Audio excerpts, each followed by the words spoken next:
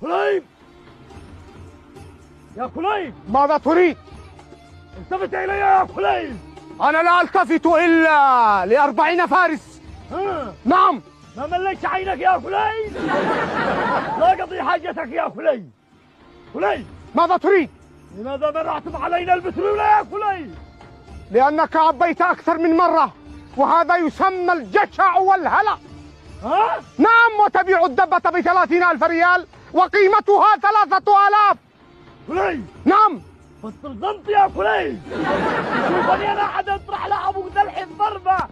كليب أنا لا ألتفت إليك ولا ألتفت إلا ل40 فارس، وإنكم لا تحترمون الملوك، وإنك لا تجرؤ على مبارزتي. هكذا؟ نعم. أقول لك يا كليب التفت إلي. لن ألتفت أيها الأبله. حرام لا تفلتين أعصابي.